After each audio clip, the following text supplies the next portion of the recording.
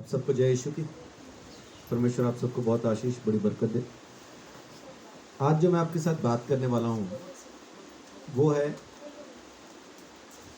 बड़ा आसान सा एक शब्द है अंग्रेजी का, सबने सुना होगा, है ना, बहुत बार सुना होगा।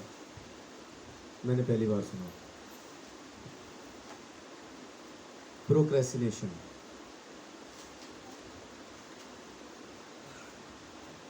प्रोक्रेस्टिनेशन मतलब किसी भी काम को करने में देर करते रहना। चल कर लेंगे, अभी कर लेंगे, ठहर के कर लेंगे, कल कर लेंगे, परसों कर लेंगे।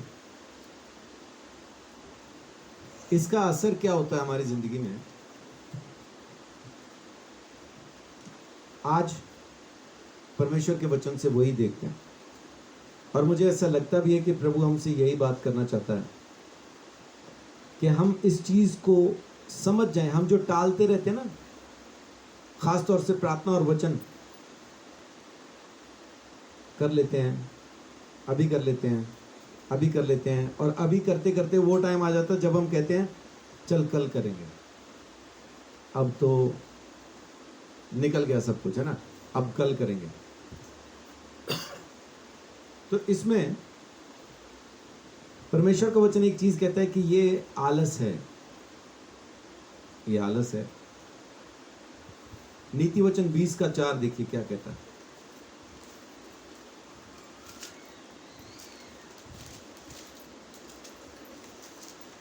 आलसी मनुष्य शीत के कारण हल नहीं जोतता, इसलिए कटनी के समय वह भीख मांगता और कुछ नहीं पाता।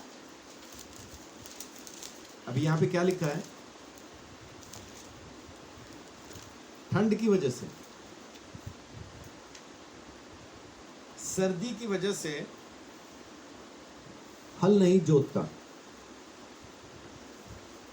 लेकिन जब कटने का टाइम आता है, जब फसल काटी जाती है, जब जिन लोगों ने फसल बो रखी, जब वो फसल काट रहे होते हैं, तब ये जब जाता है अपने खेत में तो वहां पे उसको कुछ नहीं मिलता, और कटने के टाइम पे फिर उसको भीख मांगनी पड़ती है कि थोड़ा मुझे भी दे दो। ऐसा क्यों हुआ? उसके पास कारण है। हल न जोतने का कारण ठंड की वजह से नहीं गया। हमारे पास ना कारण होते हैं, परमेश्वर का काम ना करने के कारण होते हैं। जैसे गृहिणियों के पास कारण होते हैं, बच्चों को देखना है, खाने बनाने हैं, बर्तन कपड़ा सफाई, ये सब कुछ करना है, करते करते टाइम ही नहीं बचता है। उसके बाद फिर रात हो जाती है तो थक ही इतना जाते हैं कि बस फिर तो बिस्तर पे बाद में गिरते हैं, पहले सो जाते हैं। आदमियों के पास भी ऐसे ही बहुत सारे कारण हैं। सारा दिन बाहर काम होता है, दिमाग खराब हो जाता है, घर तक आओ तो मूड ही खराब हो जाता है, कुछ वो प्रार्थना करने का मन ही नहीं होता है, यूं होता है, वहाँ होता है।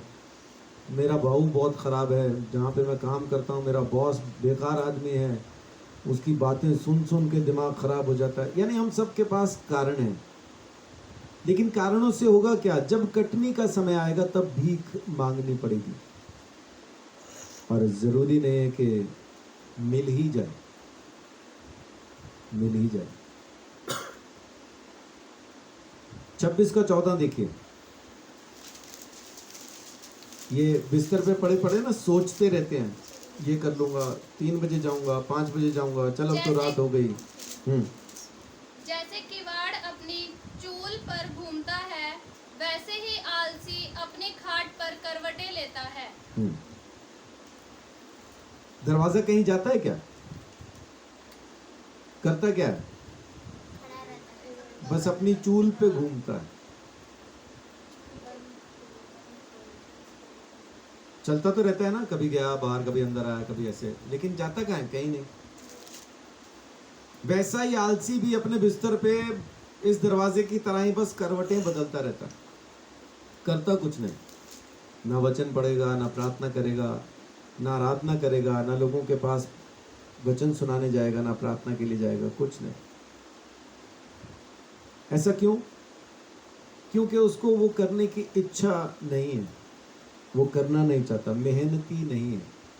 परमेश्वर ने कभी किसी निकम्मे को बुलाया नहीं, हाँ बेकार लोगों को बुलाया है, जो किसी काम के लायक नहीं है, जो नालायक हैं उन्हें तो बुलाया है, लेकिन निकम्मों को नहीं बुलाया। नालायक में और निकम्मे में फर्क है। नालायक होता है एक ऐसा शख्स जो किसी लायक नहीं, लेकिन निकम्मा क्या होता है? जो किसी काम का ही नहीं। तो परमेश्वर को नालायक तो चलता है, निकम्मा नहीं चलता ना। निकम्मा नहीं चलेगा, वो उसको काम तो चाहिए। परमेश्वर खुद भी आज भी काम कर रहा है। यीशु मसीह कहता है मेरा बाप आज भी काम करता है, मैं आज भी काम करता हूँ। तो जब परमेश्वर आज तक काम कर रहा है तो हम कौन से खेत की मूली? लेकिन हम जो टालते रहते हैं ना, आलसी का ये टालना ही एक दिन उसके लिए समस्या का कारण हो जाता है। टालते टालते टालते वो दिन भी आ जाता है जो आखिरी होता है, पर आखिरी दिन भी वो उसको नहीं कर पाता और तब फिर वो फंस जाता है। तो इसलिए पहले से इंतजाम करके रखना जरूरी होता है। समझदार लोग कौन है? जो पहले इंतजाम करते हैं, बाद में काम करते हैं। वो लोग समझदार नहीं है जो पहले काम कर लेते, बाद में इंतजाम करते फिरते हैं अब कहां से होगा, है ना, हमने छेड़ तो लिया अब पूरा कैसे करें। वो लोग समझदार नहीं है। समझदार वो है जिसने पहले इंतजाम कर लिया और फिर काम को पूरा किया।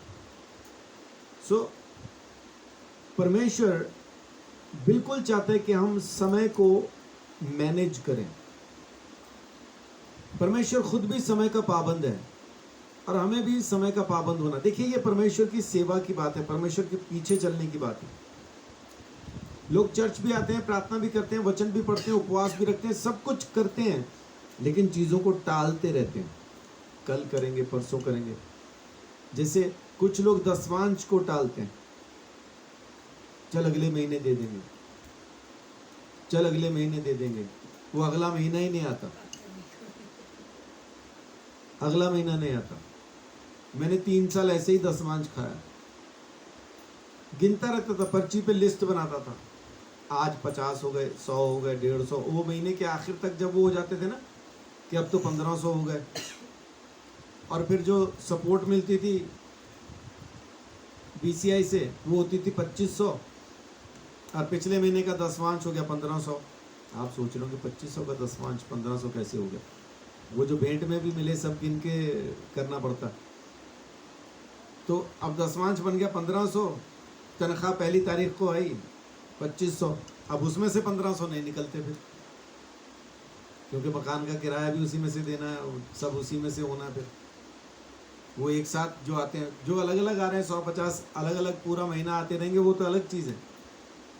तो यूं करते करते मैंने पर्चियां लिख लिख के इस महीने के ये हो गए, इस महीने के ये हो गए, बस वो पर्चियों पे ही रहा बस दसवांश।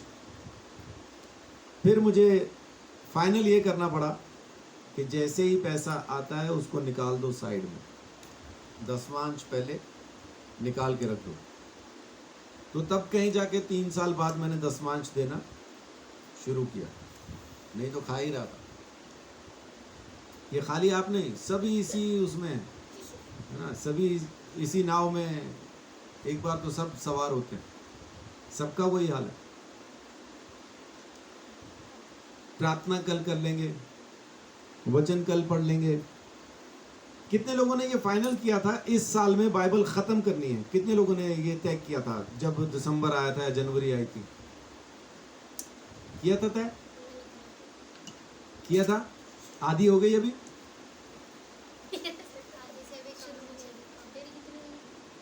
कईयों की तो शुरू भी नहीं हुई है ना। कल करेंगे, कल करेंगे, कल करेंगे, और जैसे ही महीना, 1.5 महीना, 2 महीने निकल जाते हैं, उसके बाद फिर होता है अगले साल करेंगे। जो हमने परमेश्वर के सामने वायदा किया था उसको वैसा हम नहीं समझ पाते। तो परमेश्वर चाहता है कि हम टाइम को जरूर समझें। इफिसियों 5:15 से 17।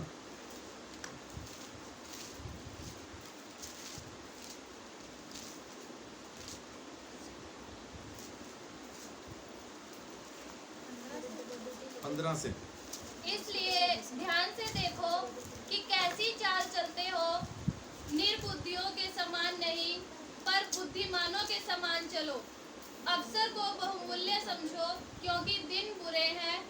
इस कारण निर्बुद्धि ना हो पर ध्यान से समझो कि प्रभु की इच्छा क्या है। जी, क्या लिखा है? ध्यान से देखो कैसी चाल चलते हो, निर्बुद्धियों के समान नहीं, बुद्धिमानों के समान चलो। अवसर को बहुमूल्य समझो, क्योंकि दिन बुरे हैं, दिन खराब हैं। इसलिए इस कारण निर्बुद्धि ना हो, पर ध्यान से समझो कि प्रभु की इच्छा क्या है।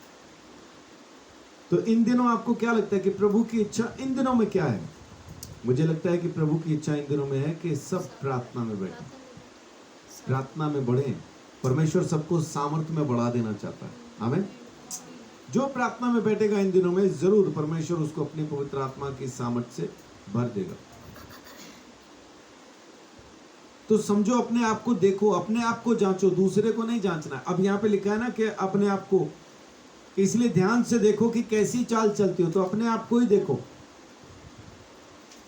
हम दूसरे की चाल देखते रहते हैं, है ना, उसकी चाल खराब है, उसकी चाल खराब है। अब दिखाने वाला दिखा रहा है कि देखो चांद कितना खूबसूरत है, और देखने वाला क्या बोल रहा है? तेरी उंगली तो टेढ़ी है। उंगली थोड़ी दिखा रहा, वो चांद दिखा रहा तो उंगली देख रहा।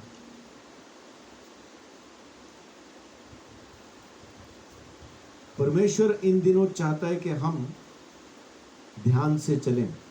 तो आपको अपनी प्रायोरिटी पे जरूर ध्यान देना पड़ेगा कि पहले क्या है। बर्तन धोना पहले है या वचन पढ़ना पहले?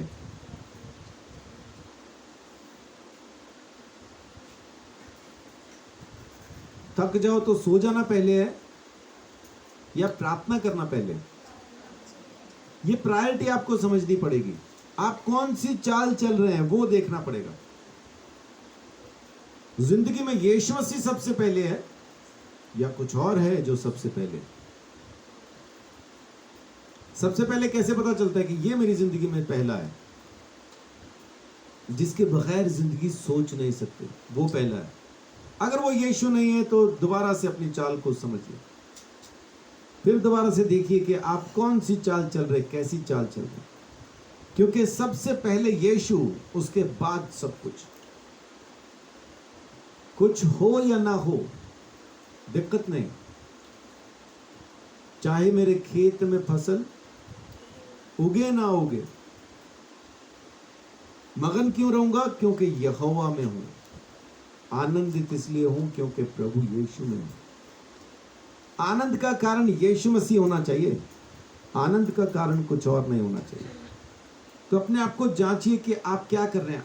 आप अपने टाइम को किस तरह से इस्तेमाल कर रहे हैं, कैसी चाल चल रहे हैं का मतलब है आप रोज क्या कर रहे हैं, दिनचर्या क्या है आपकी, सारा समय किस सोच में जा रहा है, सारा समय किस काम में जा रहा है, वो जांचना, वो परखना बहुत जरूरी है। कुलुसियों 4:5 देखिए क्या कहता है।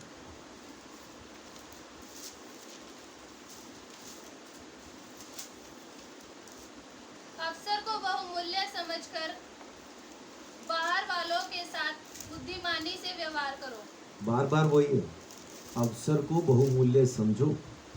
बहुत बार क्या होता है कि मौका मिलता है, एक मौका मिलता है और हम उस मौके को गंवा देते हैं। क्या बोल के गंवा देते हैं? आज मुझे कुछ काम है, अगली बार मैं करूंगा, और वो अगली बार नहीं आती, फिर अगली बार नहीं आती। मौका दिया है परमेश्वर ने तो उसको इस्तेमाल कीजिए। अभी मैं देख रहा था YouTube पे एक इंटरव्यू देख रहा था मैं, एक बेंजो प्लेयर है जिन्होंने फिल्मों में बहुत सारे गीतों में बेंजो बजाया है। कर्मा का बेंजो जो बजाया है वो उन्होंने बजाया है। सबसे पहला जो बेंजो उन्होंने बजाया था वो रफ़ी साहब के गाने में, अमर अकबर एंथनी में जो कवाली थी, पर्दा है, उसमें पहली बार उन्होंने बेंजो बजाया था। मौका कैसे मिला कि किसी बहुत बड़े, मेरे ख्याल लक्ष्मीकांत प्यारेलाल के यहाँ पे कोई पार्टी थी, तो कोई कवाली गाया करता था, उनके पीछे ये बेंजो बजाते थे, तो उनको बुलाया गया उस प्रोग्राम में कवाली गाने के लिए। तो जब इन्होंने वहाँ पे कवाली गाई तो इनको बुला के कहा कि अगर मैं आपको बुलाऊं स्टूडियो में बजाने के लिए तो आप आ जाओगे? झट से बोला हाँ जी आ जाऊंगा। और उसके बाद इंडस्ट्री में भाई का नाम हो गया, लोग जानते हैं उसको। बहुत बार क्या होता है कि हम मौका खो देते हैं और हम क्या कहते हैं, अभी तो मैं तैयार नहीं हूं, मैं अगली बार गाऊंगा, अगली बार आऊंगा, अगली बार प्रचार करूंगा, अगली बार मैं ये करूंगा, अगली बार मैं डांस करूंगा, अगली बार मैं प्लान करूंगा। परमेश्वर की महिमा के लिए जो कुछ भी चीज के लिए आपको मौका मिले उसको तुरंत कीजिए, तुरंत कीजिए, अगली बार के लिए मत छोड़िए। या मौके को, अब मुझे परमेश्वर ने महिमा करने के लिए यह मौका दिया है कि मैं उसकी आराधना कर सकूं, उसकी प्रशंसा और उसकी तारीफ कर सकूं, उसके वचन का प्रचार कर सकूं। इस चीज को, इस मौके को मैं जमीन के ऊपर की बड़ी से बड़ी दौलत के साथ भी बदल नहीं सकता, बदलूंगा नहीं, सकता तो हूं, बदलूंगा नहीं। किसी भी इंसान के लिए, किसी भी चीज के लिए, किसी भी उसके लिए मैं इसको नहीं छोड़ूंगा, क्योंकि ये पहली मेरी जिंदगी की प्रायोरिटी है। अगर आराधना, मैंने एक बार अपने कुछ रिश्तेदारों को कहा था, वो लोग चाहते थे कि मैं किसी भी तरह से प्रचार करना बंद कर दूं, और मैंने उनको खाली एक ही बात कही थी, अगर मुझे मारना हो, मुझे जान से मारना चाहते हो, जहर नहीं देना, बस सुसमाचार प्रचार करवाना बंद करवा देना, अपने आप ही मर जाऊंगा, क्योंकि मेरी जिंदगी यही है। अगर मेरी जिंदगी इसके अलावा कुछ और हो जाती है तो मेरी प्रायोरिटी बदल जाती है, मेरी इंपॉर्टेंस बदल जाती है। मैंने किसी और चीज को परमेश्वर की महिमा से ज्यादा महत्व दे दिया। अब ये मैंने खुद खरीद ली परेशानी।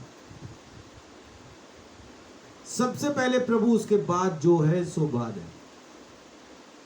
यह अवसर जो मिला है इसको बहुमूल्य समझें। परमेश्वर की महिमा, परमेश्वर की प्रार्थना, परमेश्वर की प्रशंसा वो पहले स्थान पे है।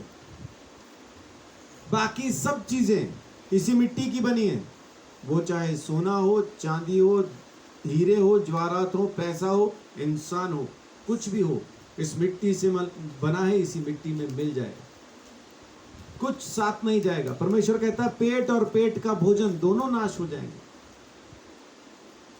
बचेगा तो आत्मा।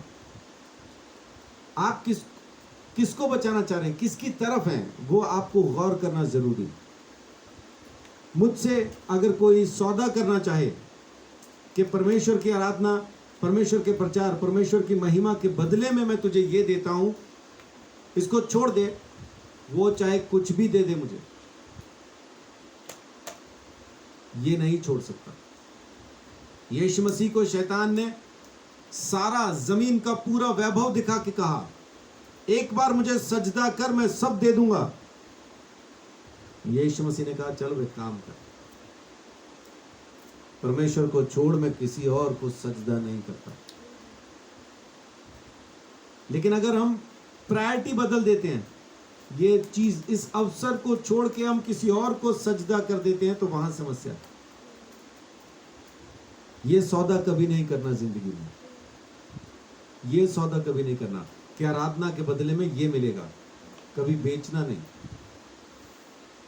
प्रार्थना के बदले में ये मिलेगा, कभी बेचना नहीं। वचन के बदले में ये मिलेगा, कभी बेचना नहीं। परमेश्वर की सेवा, सुसमाचार प्रचार के बदले में ये मिलेगा, कभी बेचना नहीं।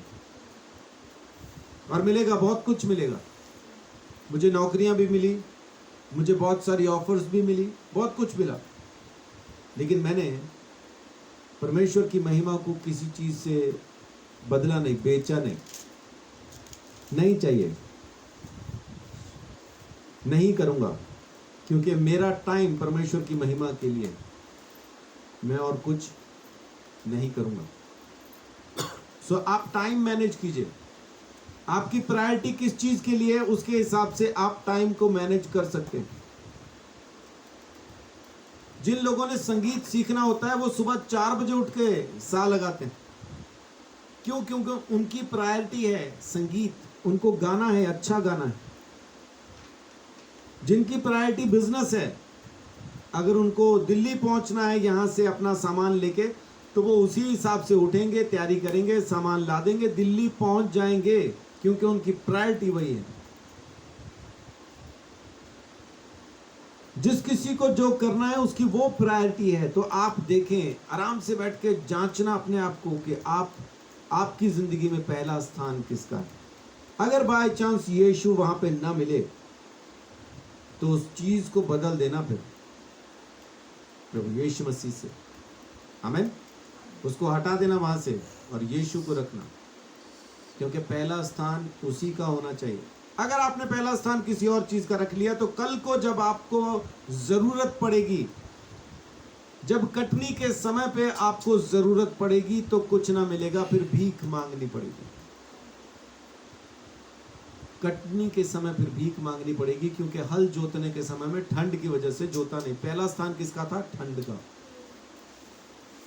महत्व किसको दिया था? ठंड को। हाय ठंड ज्यादा है, अभी ना जाऊंगा, ठंड में मर जाऊंगा। और उसके बाद फिर जब जरूरत पड़ती है परमेश्वर की तो वो मिलता नहीं, फिर मिलता नहीं।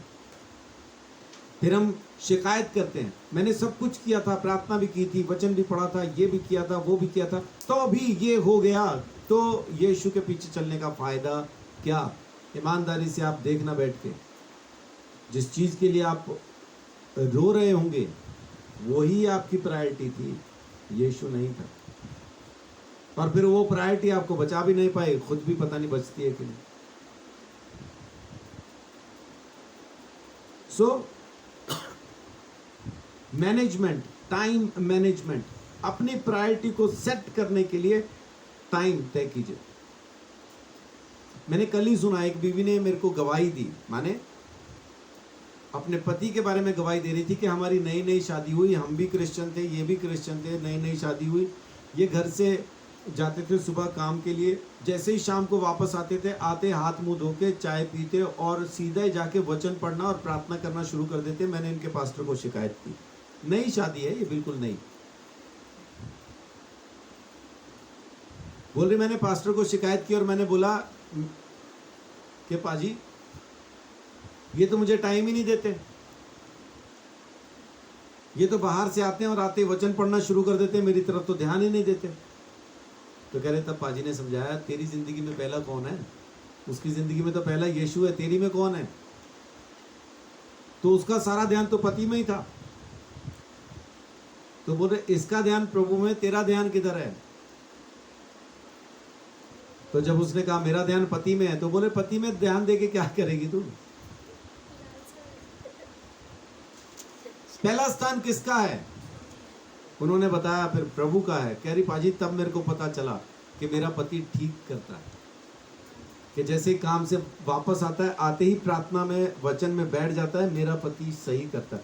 कह रही उस दिन के बाद से फिर मैंने भी ऐसा शुरू किया। कह रही उसके बाद फिर वचन और प्रार्थना के बाद फिर हम आराम से बैठ के बात कर पाते, फिर कोई उसके बाद कह रही मुझे कोई परेशानी नहीं हुई। नहीं तो नई नई बीवी वो क्या चाहती है, सारा ध्यान मुझी पे दो, मैं नई हूं, मुझे देखो, क्यों? क्योंकि मैं नई हूं। वो कह रही नहीं, वो कहता पति बोलता नहीं, वही बोलता है वो यकीन, कह रही यकीन ना आए तो हाथ लगा के देखो, गीलू अभी भी नहीं हूं। पति बोल रहा होता है कि परमेश्वर के साथ मेरा प्रेम पुराना है। कभी कभी पत्नी का ऐसा होता है, वहां पे पति शिकायत कर रहा होता है, जी हमें तो पूछती नहीं जी, प्रार्थना ही करती रहती है जी, हैं जी, मैं जी, क्या जी, कहाँ जी, जाऊं जी, हैं जी। लेकिन जिन मियाँ बीवी की पहली मोहब्बत यीशु मसीह है, वहां ये समस्या नहीं आती, वहां ये परेशानी नहीं आती। उनके पति से मैंने बात की तो वो बोल रहे हैं, कह रहे वो मुझे संजीव भाई बोलते हैं, संजीव भाई मैं प्रार्थना कर रहा था, प्रभु ने मुझे पूछा मेरी पहली सी मोहब्बत मुझे वापस कर दे। कह रहे मुझे समझ में नहीं आया, मैं डर गया कि ये क्या था। उसके बाद फिर बोल रहे घर आया, मैंने आके प्रार्थना किया, प्रभु से पूछा तो प्रभु बोल रहे प्रायोरिटी क्या है तेरी? शायद नई नई शादी में उनकी भी प्रायोरिटी बीवी हो गई थी उस टाइम, लेकिन प्रभु ने जब वापस मांगी अपनी पहली सी मोहब्बत तो उन्होंने लौटा दी। फिर प्रभु तू ही है पहला, तू ही पहला है। पहला सा प्रेम ठंडा नहीं होना चाहिए। यीशु मसीह से मोहब्बत ठंडी नहीं होनी चाहिए। ये कब होती है? जब आप टालना शुरू करते हैं, कल कर लेंगे, परसों कर लेंगे।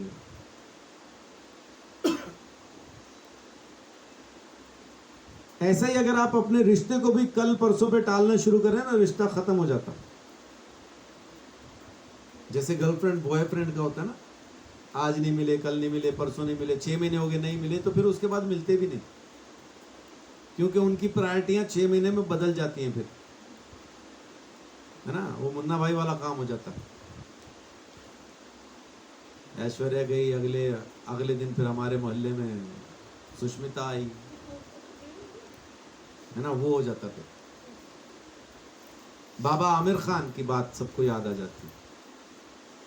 बाबा आमिर खान का कहना है 3 चीजों के पीछे भागने का नहीं, बस ट्रेन और लड़की, एक जाएगी दूसरी आएगी, ये प्रायोरिटी है, सबकी यही प्रायोरिटी है।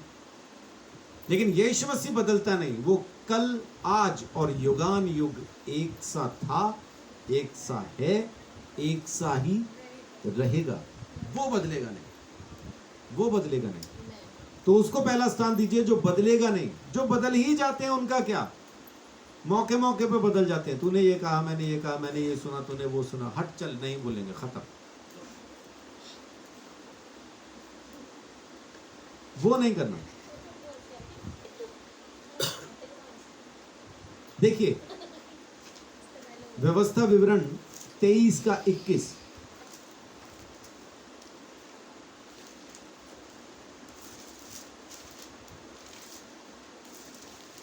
जब तू अपने परमेश्वर यहोवा के लिए मन्नत माने तो उसे पूरी करने में विलंब ना करना, क्योंकि तेरा परमेश्वर यहोवा उसे निश्चय तुझसे ले लेगा और विलंब करने से तू पापी ठहरेगा। हाँ हाँ जी, होगा क्या? यहां पे लिखा है कि अपने परमेश्वर के सामने मन्नत माने तो पूरी करने में विलंब नहीं करना। 1 घंटा प्रार्थना कौन करेगा? सबने हाथ खड़ा किया, लेकिन उसमें विलंब करना शुरू कर देते हैं। और यहां पे क्या लिखा है कि तेरा परमेश्वर तुझसे ले लेगा। या तो मन्नत ले लेगा या मन्नत का बदला ले लेगा, ले लेगा। और मन्नत ना पूरी करने की वजह से तू पापी ठहरेगा, तू पापी ठहरेगा। इसलिए या तो मन्नत ना मानो, और अगर मान ली है तो उस मन्नत को जरूर पूरा करो। बहुत से लोग क्या करते हैं,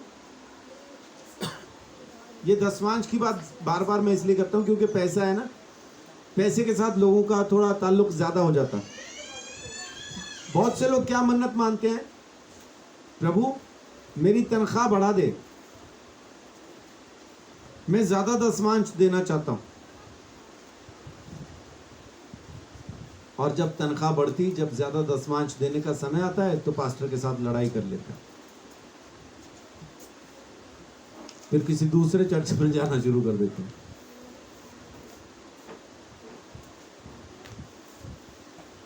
कुछ लोग मन्नत मान लेते हैं कि प्रभु तेरी सेवा के लिए सब कुछ छोड़ के निकल आऊंगा, और जब छोड़ने का टाइम आता है तो कस के पकड़ लेते हैं, फिर छूटता ही नहीं, वो कई साल नहीं छोड़ते। फिर जब वो गल जाता ना हाथ में, पकड़ने के लायक नहीं रहता, तब छोड़ते हैं।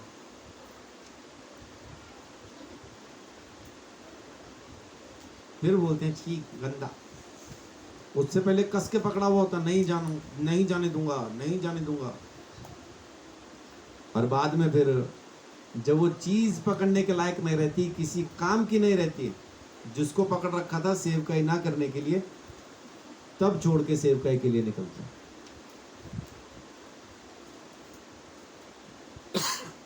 मन्नत मानी, तय कर लिया, मुझे ये करना ही है, प्रभु के लिए करना ही है, तो बस कीजिए, फिर देर मत कीजिए। देर करने की वजह से परेशानियां खुद पैदा कर लेते हैं आप अपने लिए। परमेश्वर याद करा रहा है आपको, परमेश्वर आपको याद कराता है। याकूब 4 का 17 में देखिए, परमेश्वर आपको याद करवा रहा है, फिर दोबारा से याद करवा रहा है। 4:17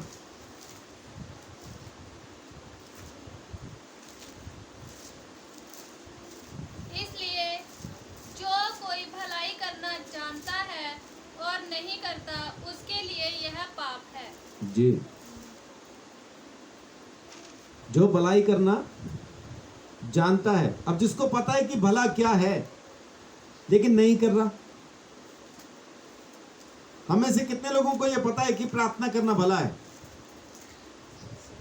सबको मालूम है, पर नहीं कर रहे तो क्या है फिर वो? कितने लोगों को पता है कि वचन पढ़ना भला है? कितने लोगों को पता है प्रभु यीशु मसीह की आवाज सुन के उसके पीछे चलना भला है? नहीं चल रहे तो पाप है। कितने लोगों को पता है कि ये जो काम मैं कर रहा हूं ये सही नहीं है, लेकिन फिर भी कर रहे हैं? तो जो जानता है कि भला क्या है, नहीं कर रहा, वो उसके लिए पाप है। अभी देरी करना कितने लोगों को पता है कि भला नहीं है? या शब्दों को अगर दूसरी तरह से कहूं, कितने लोगों को यह पता है कि प्रभु यीशु मसीह के लिए, सेवकाई के लिए जल्दी करना भला है? जल्दी करना भला है ना, लेकिन तो भी हम आराम से बैठे हैं। कर लेंगे, कल कर लेंगे, परसों कर लेंगे, अगले महीने तो पक्का कर लेंगे। अगला नहीं आता, कल ही नहीं आती, अगला महीना तो बहुत दूर है। हाँ, कल ही नहीं आता, कल से शुरू करूंगा, वो कल ही नहीं आती, कल ही नहीं आती। जो करना है अब करो, आज करो, क्योंकि समय अब है। मुक्ति का, उद्धार का समय अब है। परमेश्वर के काम का समय अब है। टालना नहीं। हम टाल रहे, लगातार टाल रहे, लगातार। इसीलिए जमीन के ऊपर आज तक भी इतने प्रभु के लोग होने के बावजूद भी दुनिया को हम यीशु मसीह दिखा नहीं पाए। आज भी हम पे इल्जाम ही है, धर्म परिवर्तन कर रहे हैं। अगर सच में हमारी जिंदगी में लोगों को यीशु मसीह दिखना शुरू हो जाए तो इल्जाम खत्म हो जाए, क्योंकि वो चमत्कार साबित करेंगे कि हम कोई परिवर्तन नहीं कर रहे हैं। असल में चमत्कार हो रहे तो लोग परमेश्वर के वचन को मान रहे हैं। चमत्कार परमेश्वर के वचन को दृढ़ करने के लिए, मजबूत करने के लिए। चमत्कार लोगों को चर्च में लाने के लिए नहीं। लेकिन आज की तारीख में चमत्कार लोगों को चर्च में इकट्ठा करने के लिए इस्तेमाल हो रहा है। उस चर्च में चमत्कार हो रहे, चलो वहां चलेंगे। लेकिन वहां जाके क्या जिंदगियां बदल रही हैं? जो वहां पे हजारों लोग इकट्ठा हो रहे, वापस जाके क्या यीशु मसीह को अपने अंदर दिखा पा रहे हैं? नहीं दिखा पा रहे। वो अपने अंदर वो पापा जी दिखाते हैं। पापा ने प्रार्थना किया, मम्मा ने प्रार्थना किया, यीशु ने कुछ किया? यीशु नहीं, पापा ने। नहीं तो यीशु को नहीं जानते। कौन कौन यीशु? हम तो पापा के यहाँ जाते हैं। पापा ने अच्छा किया, मम्मा ने अच्छा किया। उनकी गवाहियां भी वही हैं, हमने सुनी खुद स्टेज पे चढ़ चढ़ के। हम मम्मा के पास आए, मम्मा ने हमारे लिए प्रार्थना किया, हम मम्मा का बहुत धन्यवाद करते हैं। अरे यीशु ने भी कुछ किया ही होगा इसमें, कि सब कुछ मम्मा ने कर दिया, पापा ने किया। 60 साल का आदमी 30 साल के आदमी को पापा बोल रहा है।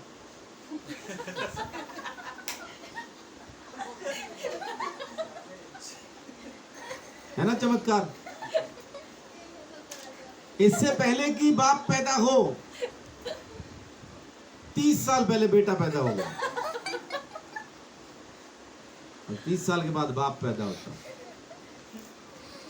और मना नहीं करते, वो बुलवाते हैं, स्टेज पे बुलवा के, माइक पे बुलवाते हैं पापा। और बाइबल कहती है जमीन पे किसी को पापा नहीं कहना। सो सावधान, सावधान। भला क्या है, बुरा क्या है, हमें मालूम है। और जो जानते हैं कि भला क्या है, नहीं कर रहे हैं, तो वो पाप है उनके लिए। तो तैयारी कीजिए जितना जल्दी हो सके, और उन चीजों से तो झट से छुटकारा पाएं जो आपको परमेश्वर के रास्ते पे जाने से रोक सकती हैं या रोक रही हैं। जितना जल्दी हो सके उन चीजों से अलग हो। अब उदाहरण के तौर पे देखिए, लूका 14 अध्याय उसकी 17-18 आयत।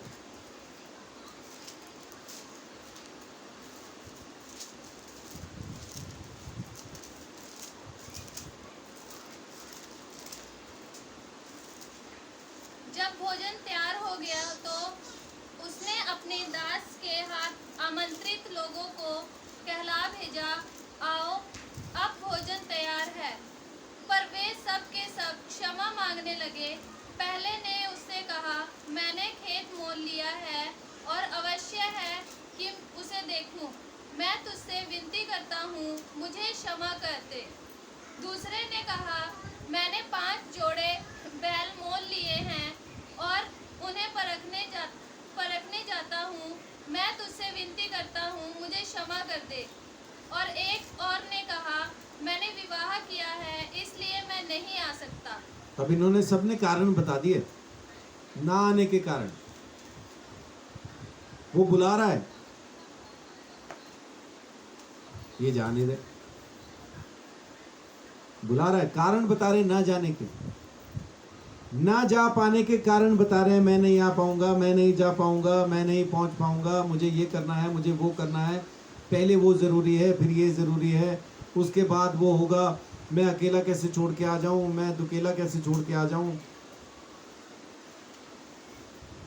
जी घर अकेला छोड़ना पड़ेगा। अच्छा आप अकेले हो घर पे? नहीं 8 लोग और हैं। तो फिर अकेला क्या छोड़ना है? लेकिन बस आना नहीं, कारण बता रहे, कारण। मेरे बालों में बहुत दर्द हो रहा है आज।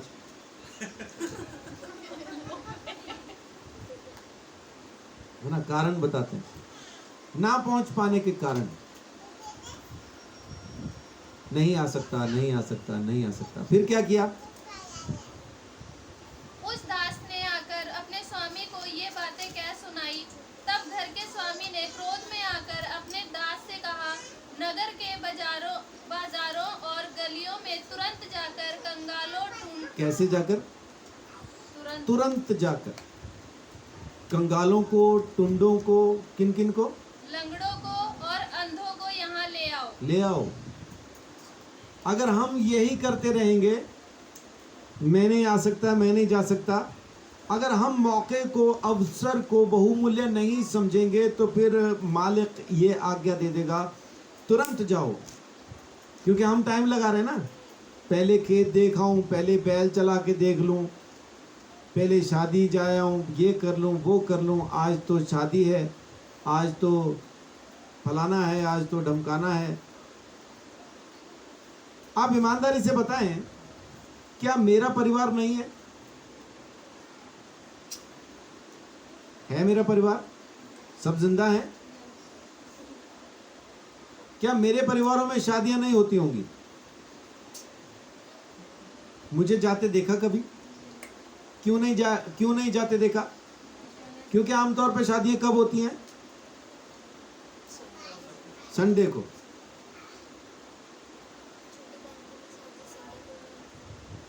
तो क्या मैं शादी में जाऊं या चर्च में आऊं? क्या मेरी मजबूरी है चर्च में आना? खाली एक वो नहीं तो करना है, इस बार मैं नहीं हूं यहां पे। लेकिन मैं पहला स्थान घर में होने वाली शादी को नहीं देता हूं, चर्च को देता हूं। मेरे परिवार में इन 14 सालों में कुछ लोग मरे भी हैं और उनकी प्रार्थनाएं एतवार को रखी गई, मैं उसमें भी नहीं गया। क्यों? क्योंकि संडे की प्रार्थना थी। लेकिन जब अपने चर्च में कोई फंक्शन हो या कुछ ऐसा हो तो कभी कभी मुझे फोन आ जाते हैं, आज नहीं आएगा जी कोई भी। क्यों? शादी है।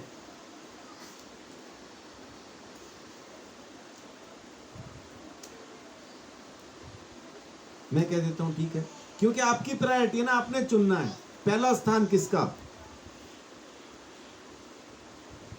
परमेश्वर का या उस फंक्शन का। तो आप लोगों को चुनना होता है। पहली जगह किसकी है? अब ये इनको क्या क्या परमेश्वर ने क्या कहा है यहाँ पे? उदाहरण के तौर पे क्या बताया गया कि एक ने शादी रखी, जब भोज तैयार हो गया, खाना तैयार है अब तो, और तब अपने नौकर को भेजा, जा जाके बुला ला जिनको बुलाया था। वो क्या बोल रहे हैं? बैल खरीदे हैं, खेत खरीदे हैं, शादी की है, अभी ना आ सकेंगे। तो राजा ने ये नहीं कहा चलो कोई नहीं वेट करते हैं, उसको कहा तुरंत जा। अब किनको बुला ला? कंगालों को, टुंडों को, लंगड़ों को, अंधों को, जा बाजार में, जा शहर में, जो मिले उठा के ले आ, उनको खाना खिलाएंगे। और भोज किसका है? ये राजा का। खाएंगे कौन? भिखारी। सो प्रभु यीशु मसीह का धन्यवाद कि ये भोजन किसका था? इस्राएलियों का। प्रभु यीशु मसीह किसके लिए आया था? इस्राएलियों के लिए। लेकिन इस्राएलियों ने यही कहा,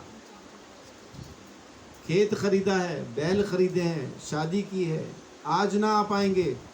परमेश्वर ने अपने दूतों को कहा तुरंत जाओ, बाजार में जाओ, शहरों में जाओ, किस किस को उठा लाओ? नशेड़ियों को, चोरों को, वेश्याओं को, लुच्चों को उठा लाओ। प्रभु का धन्यवाद, मुझे मौका मिल गया, उसी गिनती में आता हूं।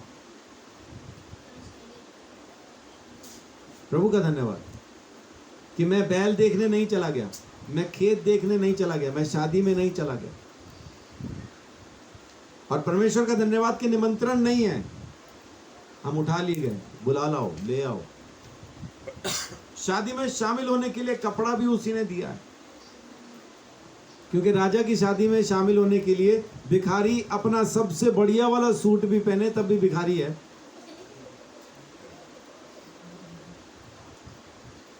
और जाना राजा की शादी में, इसलिए कपड़ा भी उसी ने दिया। और कई ऐसे हैं जो टालते टालते यहां तक भी टाल जाते हैं, चल वर्दी नहीं पहनते, वो जो दे रखी है ना वो भी नहीं पहनते। तो राजा वहां पूछ लेगा तू विवाह का वस्त्र बगैर पहने कैसे आ गया भाई? तो तुरंत जाओ, परमेश्वर तो कह रहा है तुरंत जाओ। हमारे पास वो तुरंत है क्या? तो ये उदाहरण परमेश्वर ने हमें दिया है। अभी जो कुछ भी कर रहे हो वो परमेश्वर के लिए करना शुरू करो। कुलुसियों 3:23, जो कुछ करो तन मन से करो। जो कुछ तुम करते हो तन मन से करो, यह समझकर कि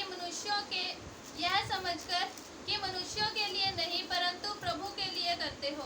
जो कुछ भी कर रहे हो, छोटी से छोटी चीज भी जो कर रहे हो, कोई बात कर रहे हो, कहीं किसी के साथ बैठे हो, कोई भी काम कर रहे हो, अपने ऑफिस में काम कर रहे हो, अपनी जॉब पे काम कर रहे हो, अपने बिजनेस में, कहीं भी कुछ भी कर रहे हो, तो ये सोच के करो कि प्रभु यीशु मसीह के लिए करो। लखनऊ में एक पास्टर है, पास्टर टोनी। वो जब छोटे थे तो कुछ गरीब परिवार से उनका ताल्लुक है। लोगों के घरों में बर्तन मांजने पड़ते थे उनको, स्कूल से आके, स्कूल जाने से पहले ऐसा लोगों के घरों में बर्तन मांजते थे पास्टर टोनी। आज उनका बहुत बड़ा चर्च है, नाम भी है उनका। तो उन्होंने गवाही दी, एक दिन उनके मैंने इंटरव्यू सुना, वो बोलते मैं छोटा था तो मैं बर्तन मांजता था लोगों के घर पे। बोल रहे लेकिन मैं बर्तन ये सोच के मांजता था कि इन बर्तनों में मेरा प्रभु यीशु मसीह खाना खाएगा। बोले वो बर्तन मांजते समय मुझे तकलीफ नहीं होती थी, लोगों के जूते पॉलिश करते हुए मुझे तकलीफ नहीं होती थी, लोगों के कपड़े इस्त्री करते हुए, धोते हुए मुझे तकलीफ नहीं होती थी, लोगों के फर्श पे पोछा मारते मुझे तकलीफ नहीं होती थी, क्योंकि मैं वो सारे काम ये सोच के करता था कि ये सब चीज़ें यीशु मसीह इस्तेमाल करेगा।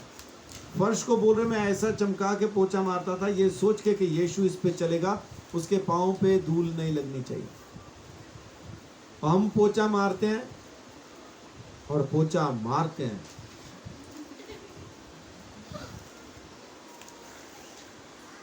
कब निपट जाए हम वो सोचते हैं, और काम करते हुए साथ में कुड़कुड़ाते रहते हैं, कोई नहीं है, कोई नहीं, कोई नहीं, कोई नहीं, मैं कर ले लगे, कर लिया, मैं कर ला, मैं कर ला, मैं कर ला, मैं कर ला, कोई नहीं, कोई नहीं, कोई नहीं, मैं कर ला।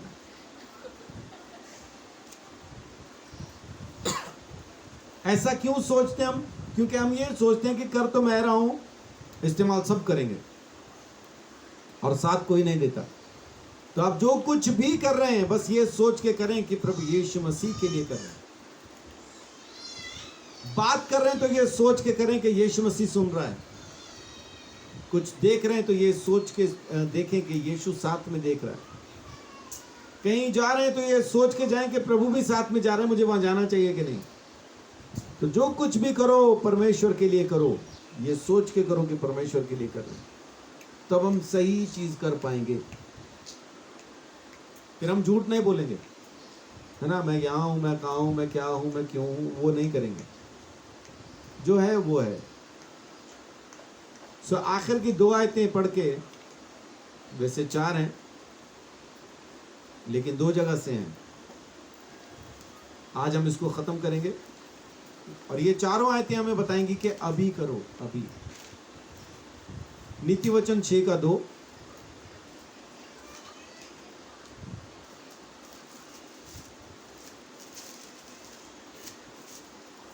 तो तू अपने ही मुंह के वचनों से फंसा और अपने ही मुंह की बातों से पकड़ा गया। हाँ, क्योंकि हमने कहा ना मैं ये करूंगा, मैं ये करूंगी, हमने कहा, खुद कहा, और उसके बाद करते नहीं, देरी करते रहते हैं, तो अपने ही वचनों के कारण फंसे हम। इसका 4 भी पढ़िए। तू ना तो अपनी आंखों में नींद और ना अपनी पलकों में झपकी आने दे।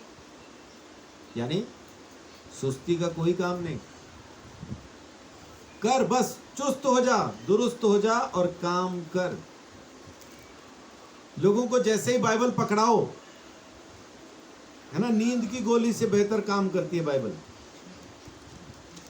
नींद की गोली लेके लोग जागते रहते हैं, डॉक्टर को जाके शिकायत करते हैं, डॉक्टर साहब गोली बदल दो, आपने जो गोली लिखी है नींद की, खा के नींद नहीं आती, खा के नींद खुल जाती है, सारी रात जागता रहता हूं। वो जो सारी रात जागता रहता है उसको बाइबल पकड़ाओ, 5 ही मिनट में सुर बदल जाते उसके, है ना, 5 मिनट के बाद उसमें से सुर निकलना शुरू होता है।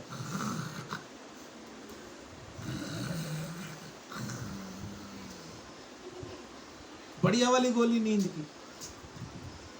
लेकिन वचन क्या कह रहा है? आंख में सुस्ती नहीं आने दे, अभी कर, अभी अभी। सब उपदेशक 11 अध्याय,